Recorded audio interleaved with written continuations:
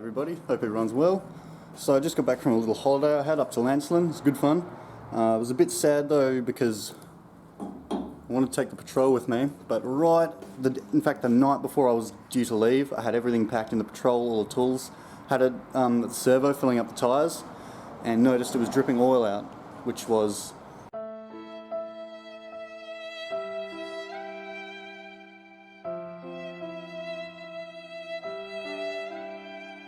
what I think's happened is that the vacuum pump, so with the Rd28s here, well it's probably not very good lighting, with the Rd28s they've got the vacuum pump that sits on the valve cover, and what Nissan decided to do was cut a big gap out of the valve cover, lower it down, and then have the vacuum pump assembly bolted onto that. Now that's all well and good, but the vacuum pump's under quite a lot of spring tension, and it rides on a lobe that's ground into the cam with a little follower, and so the tension going on and off constantly on that gap or sort of valley in the valve cover just weakens out and will crack the sides here, which I believe is what happened with mine.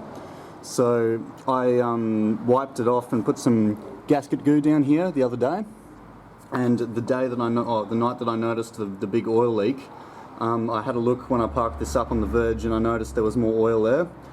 So I'm pretty sure that's what's happened. And also if we look down, there's a lot of oil just here right under where the vacuum pump assembly is. So I'm going to go ahead and on a whim say that yes, this is the reason for the oil leak, because this was perfectly clean when I put it on the car.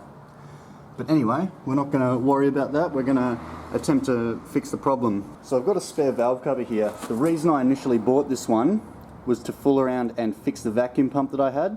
So my thinking behind this is that I reckon that if this one works and is all good, I'll be happy with it, but if this one cracks as well, I will be keeping this valve cover, and then I'm going to try and weld some braces into it to fix everything up.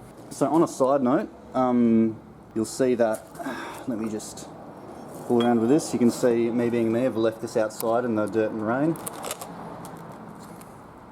So the vacuum pump vents into the cavity of the crankcase. Now that's all well and good, but what that means is that all, and I mean all, of the displacement of air that the vacuum pump pulls out of the brake booster, it dumps into the crankcase. And so because of that, that means there's a lot of crankcase pressure and evidently a lot of volume of air that gets pushed out the side here and goes through the little PCV in behind and then runs into your intake as the PCV. So because there's a lot of crankcase pressure because of the vacuum pump assembly and how it operates, when a crack does appear, it's going to try and vent as much gas out of there as it can, because there's a slight bottleneck where the outlet for this assembly up here is. Down the track, if I have this problem occur again, I might actually drill and tap and create or bend up some tube to make a bigger size, orifice size, to vent more crankcase pressure. I don't know if that's necessarily a good idea, but I guess you could run a catch can as well. But you know, diesels, they're fine. They're actually good to burn oil. You know, keeps everything lubricated. So yeah, enough talk for that though. We're gonna pull off all the stuff to hopefully get access to the valve cover. When I put this one on, I think I didn't use silicone. I used copper gasket spray, so it shouldn't be too much of a pain to get on and off. Well, bit of an update. Turns out my oil pressure sensor down in there, I don't know if you'll be able to see that, down in there, was barely even tight, so that's a bit of a fail on my behalf. So I've tightened, I'm going to nip all of that back up. Hopefully it stops the leak on this side, and then yeah, I'm still going to fool around and change out the valve cover just because. But after that's done, then I think that should be all the points where oil is leaking out, hopefully. Okay, so I've tightened up the oil fittings in the block. I've loosened off my valve cover, taken the vacuum pump off. And what I'm going to do now is clean up the old one and get it completely ready so that I can just whack the gasket off this one, jam a bunch of RTV all around the top gasket and around the rocker gasket, swap them over and then bolt it straight back down, just so there's the least possible chance for contamination getting in.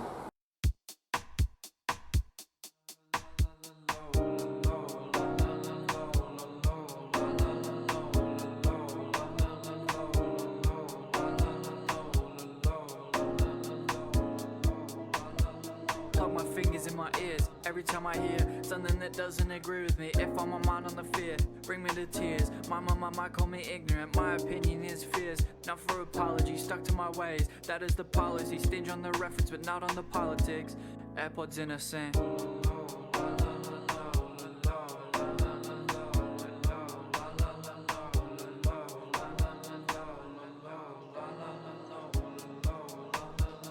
Why you up when you back? Let me just talk about facts. Like on the sightings, I know you ain't slack. Matter of fact, caught up on Reddit, attacking the chat. Cause all of us talk, but y'all never stop. You're filling with salt, but lacking a top. About to explode, or you already have. I may be mistaken, but maybe your stance. Best for the booth, please make a move. Cut all the rants, cause here is the truth. Your holistic approach is only a... Yep, so the valve cover's off. Got the old one there. I've pulled the gasket out and stuck it in with RTV just on certain points on corners. Now I'm going to make sure that the half moon on the back and then the half moon on the front are caked with the silicone so that it doesn't leak, and I'll stick it back on and torque it up. Well, I've managed to get the valve cover on without dropping the gasket out. I'm going to double check. I've ran around. What I've done is ensured that it's sitting level. The gasket has seated itself into the groove properly all around, and I've stuck my camera with a video and the flashlight on around the back to make sure that the half moon is sat in properly. Because if that back half moon is not, you're going to leak all the oil down the back of the block. It's going to come down the bottom of the bell housing. You're going to think you've done a rear main seal. But yeah, I'm going to double check everything, and then I'm going to tighten the valve cover down to the torque setting required. And then I'm going to make sure that the lobe for the vacuum pump is at its bottom position, and just really slowly tighten up the vacuum pump to it. Well, I've got the valve cover back in now. I've double checked that everything's good, and what I've done is just slightly hand tightened each nut now, each bolts, and I've got a mix of bolts, nuts and cap screws holding the valve cover down. So I've just lightly touched them on a little tight, because with this RTV sealant, it's probably impossible to read now. Let dry for 1 hour, tighten to torque specifications, allow 24 hours to fully cure. So I'm not going to wait the 24 hours, but what I am going to do is just give it about an hour, a bit more, probably about like 40 minutes to cure, and then I'll tighten them up to their torque spec. I think another reason it might have cracked last time, or that valve cover cracked, is because I've got a really bad habit of doing nuts up with the little 1/4-inch ratchet I have. This one here. Just absolutely leaning on this thing because I think it's not going to give me much torque, when in actual fact it'll probably churn out quite a bit of torque with my big ass hand on it. So I'm going to go off the factory manual for the torque setting.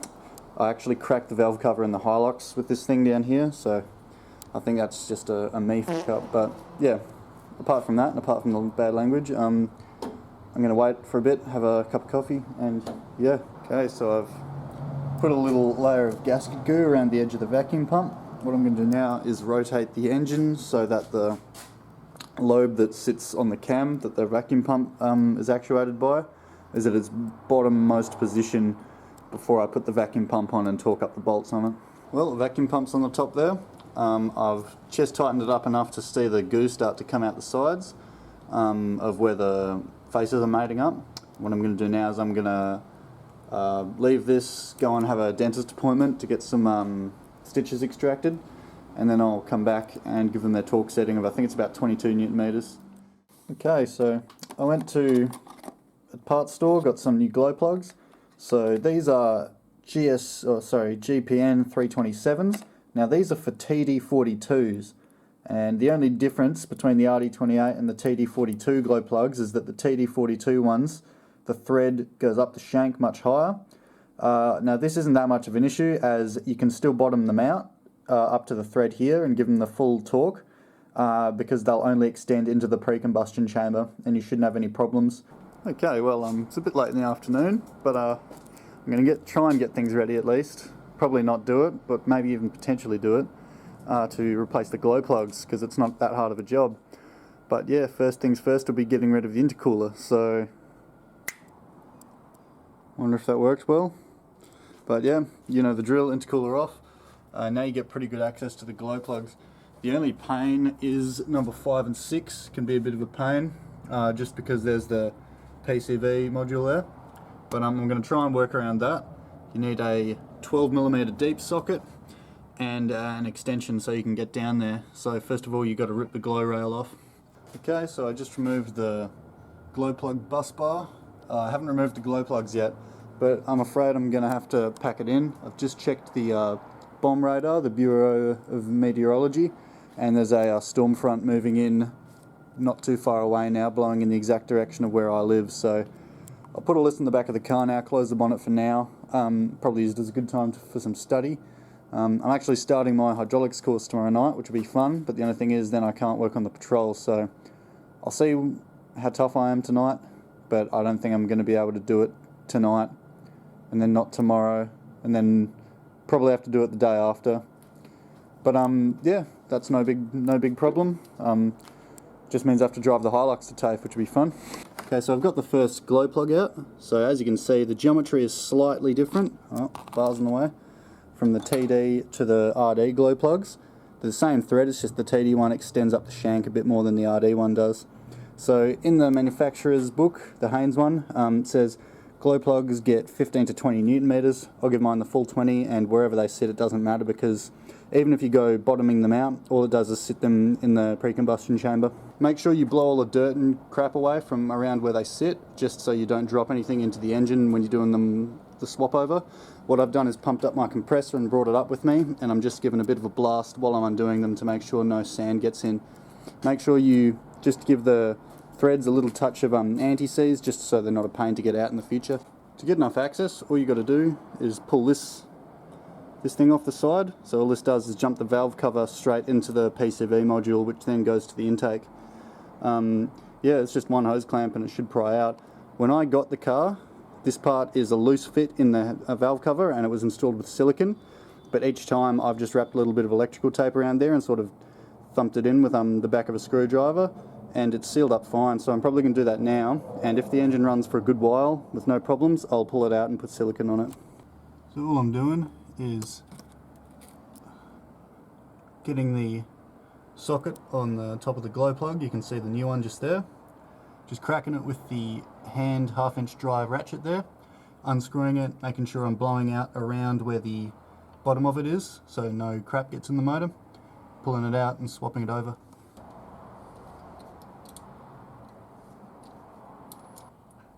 Bit of anti-seize. Gets the old 20 Newton meters.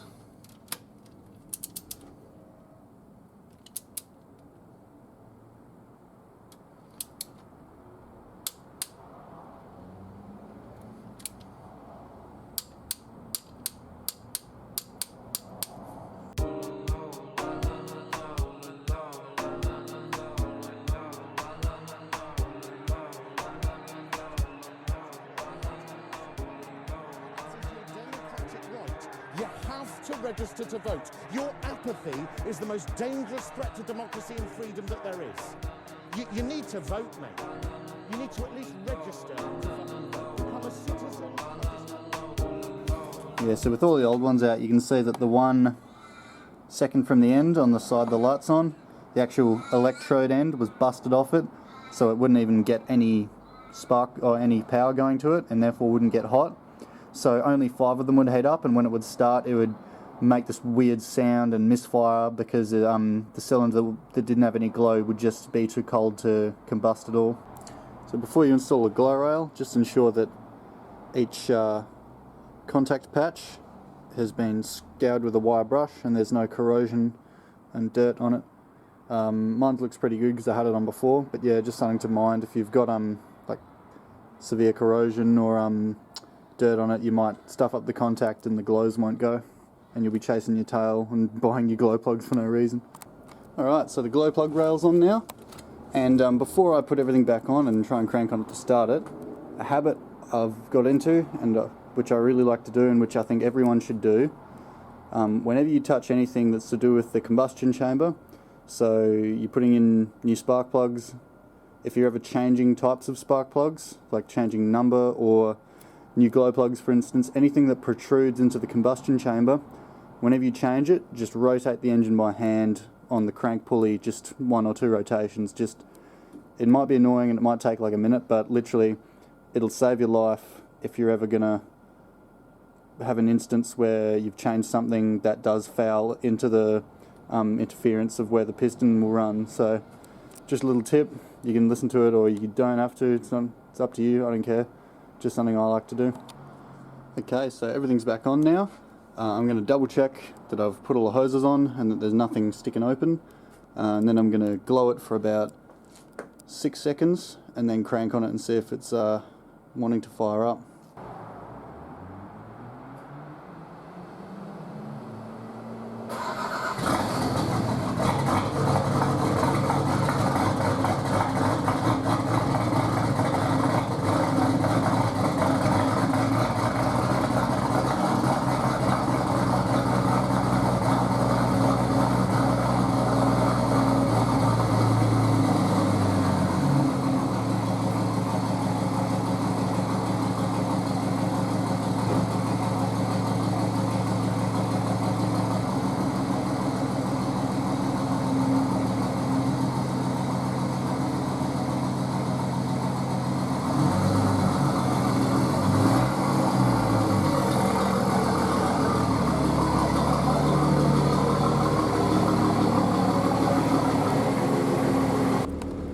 So the back window's cracked.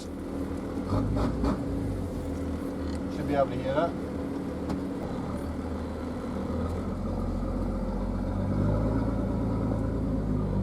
So I like to put it in low range to come up my driveway, just because it's easy. I think it should be right.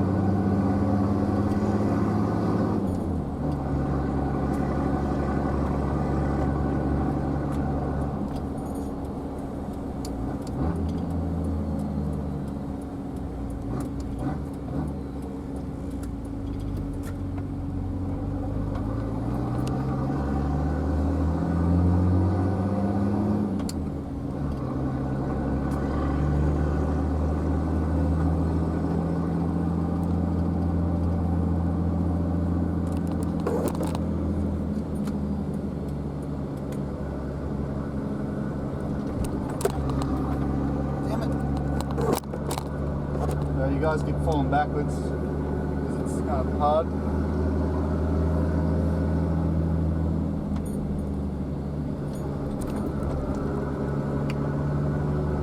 So my goal right now is to drive for a bit, get a bit of heat into the engine, and then check if my JB weld has fixed the valve cover leak. So I've been fooling around trying to get the valve cover to seal back up, because these Rd28s, the ETI versions with the vacuum pump on the valve cover, they got this tendency to crack right down where the valley's been cut into the valve cover so that the pump can be bolted to it. And yeah, my original valve cover that I'd painted red had cracked, so I swapped this other one on, but I didn't do a close enough visual inspection and it had cracked as well. So I've been slowly caking it with more and more JB weld to try and get it to seal up. And so far, I think I may have fully done it, so we'll get some heat into it and see if it's fully sealed up yet.